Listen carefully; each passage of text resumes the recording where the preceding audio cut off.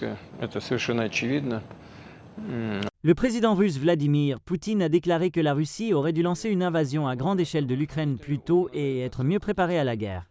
Lors de la conférence de presse de fin d'année, Poutine a déclaré qu'il aurait dû y avoir des préparations systématiques pour l'invasion de 2022 qu'il qualifie des opérations militaires spéciales. La Russie a envahi la Crimée depuis l'Ukraine en 2014 et des forces pro-russes ont commencé un conflit dans l'est de l'Ukraine. Mais 8 ans plus tard, Poutine a tenté d'envahir Kiev. Dans ce discours de 4 heures, Poutine a également parlé du leader déchu de la Syrie, de la doctrine nucléaire plus agressive de la Russie, ainsi que des questions intérieures. Le discours, intitulé Résultats de l'année avec Vladimir Poutine, a été diffusé en direct sur toutes les chaînes de télévision russes. Poutine est apparu devant un grand écran bleu orné d'une carte de la Fédération de Russie, complétée par les parties annexées de l'Ukraine.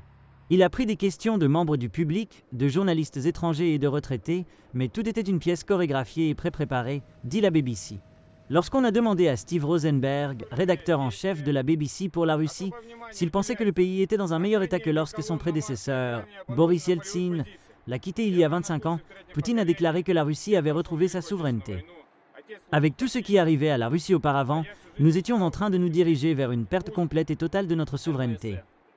Interrogé sur la chute du régime d'Assad en Syrie, Poutine a insisté sur le fait que ce n'était pas une défaite pour le Kremlin qui avait soutenu militairement le président Bachar al-Assad pendant des années, mais il a reconnu que la situation était compliquée et qu'il négociait avec le nouveau gouvernement de Damas pour maintenir des bases aériennes dans cet État.